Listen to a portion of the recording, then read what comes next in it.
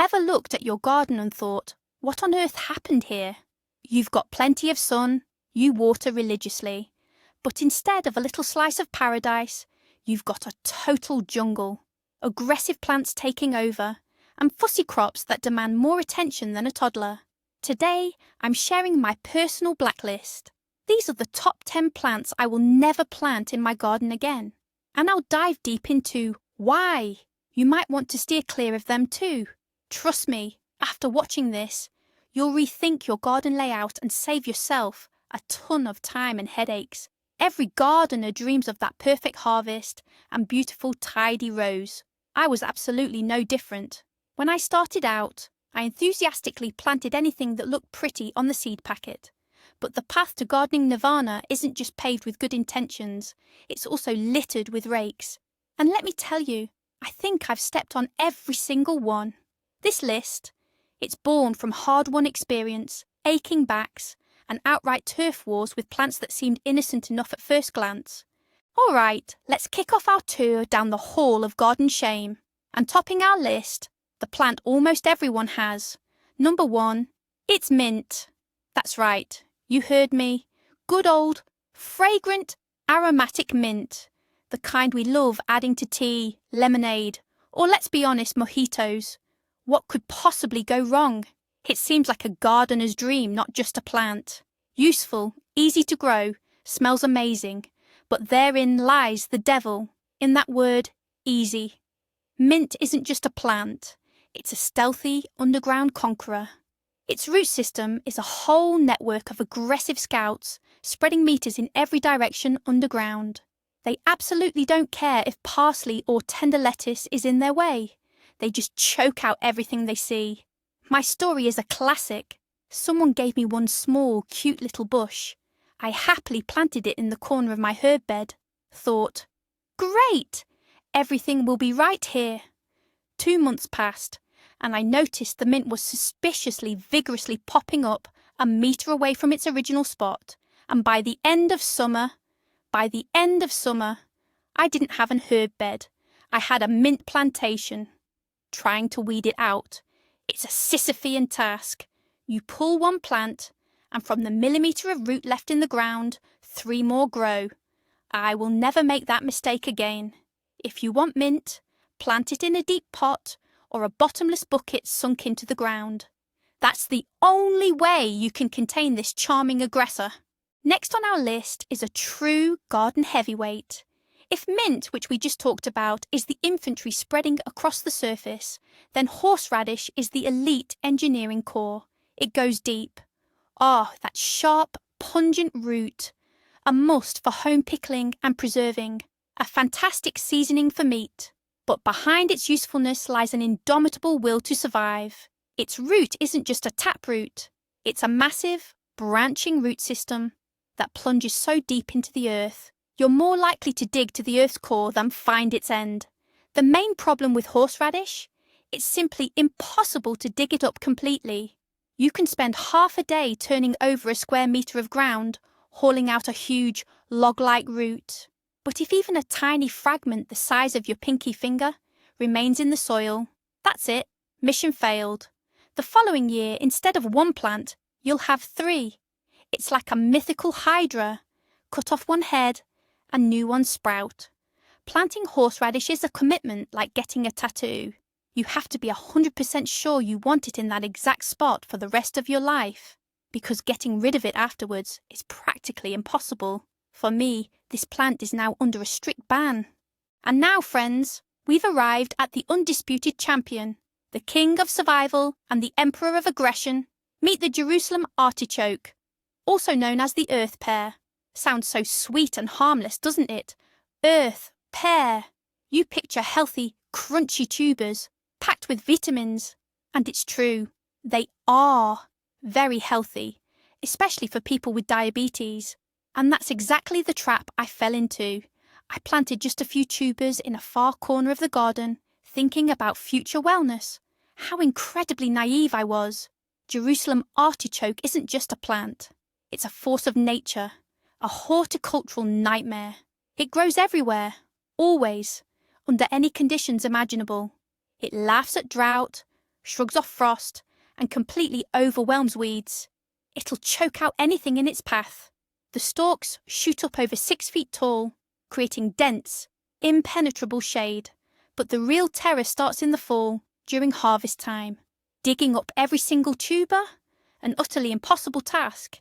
It simply cannot be done. And every single, absolutely every tiny little tuber, even pea-sized ones, left behind in the soil, will give rise to a new, robust, equally relentless plant the very next year. Fighting Jerusalem artichoke becomes an endless battle. You dig, you sift, you pull, but it returns year after year with unwavering determination. Unless you're ready to dedicate your entire garden space to this one species, do yourself a favour and steer clear. Number 5 on my list is that dream of southern summer in northern latitudes. It's the watermelon. But here's the crucial part. We're talking about trying to grow it during a cool, short summer without a greenhouse. The picture on the seed packet looked so tempting. A huge, striped, sweet watermelon, grown with my own 2 hands. I imagined slicing into it, juice dripping down my chin. That dream completely clouded my judgment. My watermelon saga is a tale of high hopes and endless fuss and effort. I started the seeds indoors, then transplanted the seedlings under protective covers. Every single night, I'd cover those delicate vines, and every morning I'd uncover them. I fertilised them, watered them with warm water, and pinched off side shoots to direct all their energy into growing fruit. I followed every instruction to the letter, and wouldn't you know it, I did get some fruit. Just a few small, green little balls. I watched them like a hawk, or maybe more like a nervous parent. But our short, not so hot summer simply didn't give them a fighting chance. By the end of the season, I gathered my harvest. 3 tiny, hard, completely tasteless little fruits, each maybe the size of a big apple. All that effort, all that time and prime garden real estate, just for this.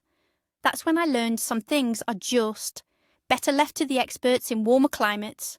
These days, I'm perfectly happy buying my watermelon from the market. Number 6 on my personal list of never again garden inhabitants is a vegetable strictly for the truly, truly patient and unhurried gardener. And, as it turns out, I don't exactly fit that description.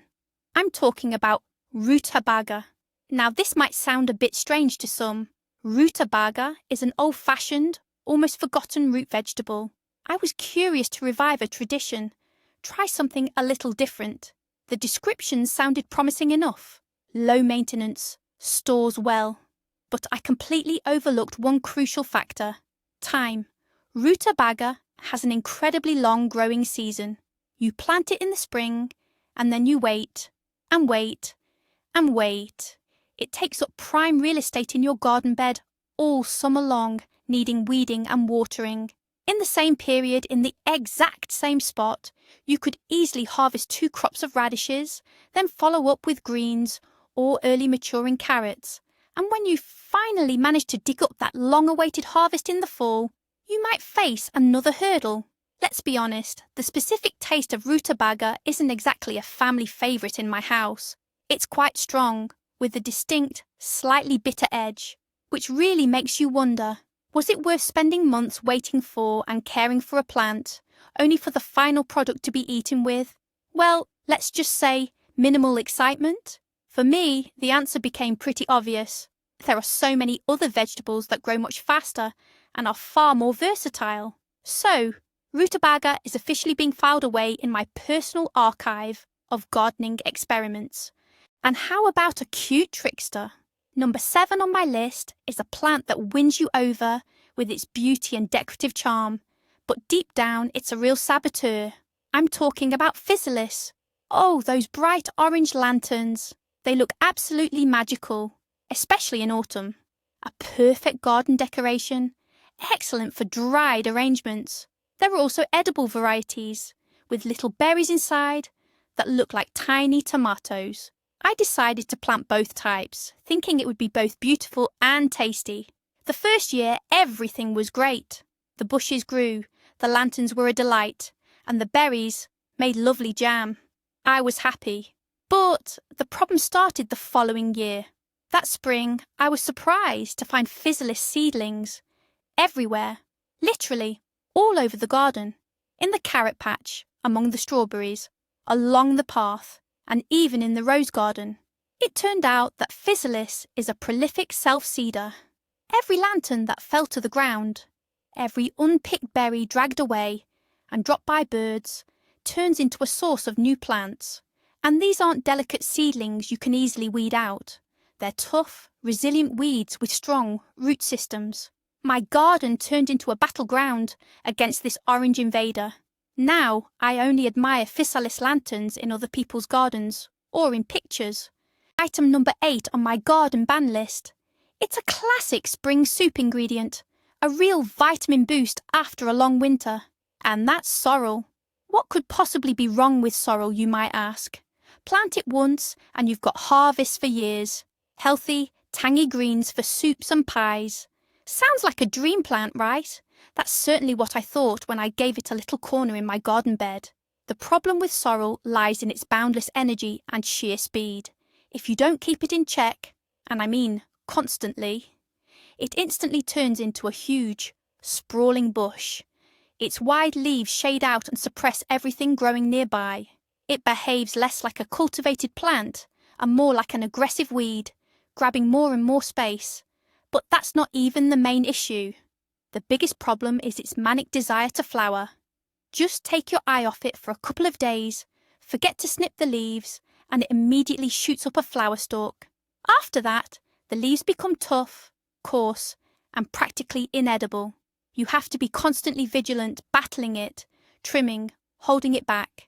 And at some point I realised I was spending more time controlling the sorrel than caring for my tomatoes. A bunch from the store or farmer's market is more than enough to satisfy any craving for sorrel soup.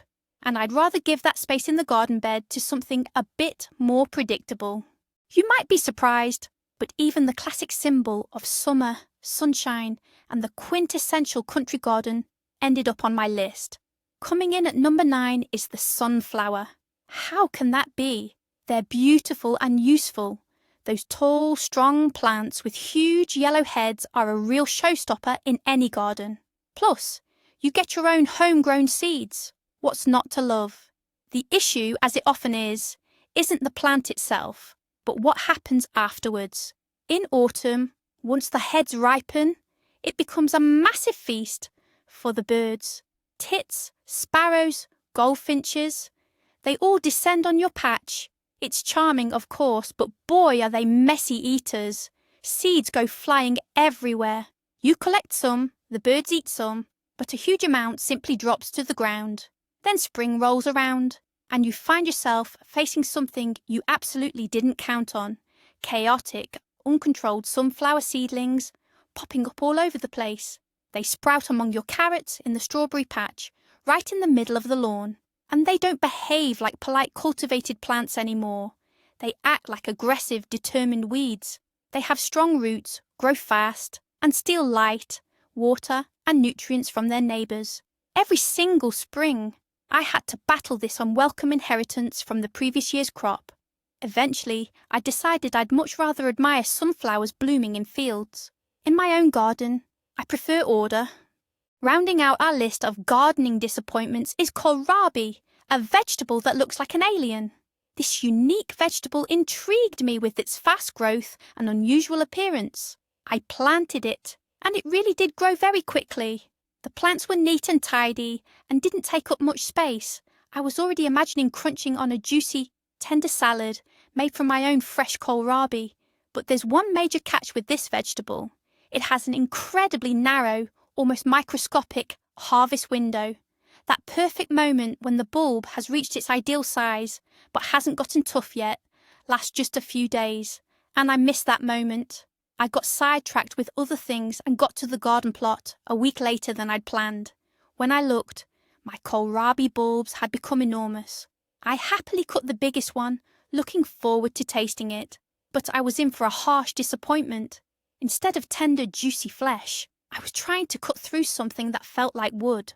The bulb had become tough, fibrous, and absolutely inedible. The entire harvest ended up in the compost. This vegetable demands careful timing and constant attention from the gardener, but I prefer vegetables that are a bit more forgiving and can wait for me in the garden bed for a while. So I've officially parted ways with the fussy kohlrabi. But do you know the real secret? The main point of this whole story? The problem isn't always with the plant itself. The biggest mistake I made was simply not planning and ignoring the unique conditions of my own plot. The real enemy of a gardener isn't mint or horseradish. The real enemy is the good enough mindset. We plant aggressive mint directly in the ground, even though its place is in a deep container buried in the soil. We try to grow southern watermelons in the northern region without creating greenhouse conditions. We set aside a tiny spot for corn, where it physically can't pollinate properly. We get lazy and don't harvest kohlrabi on time.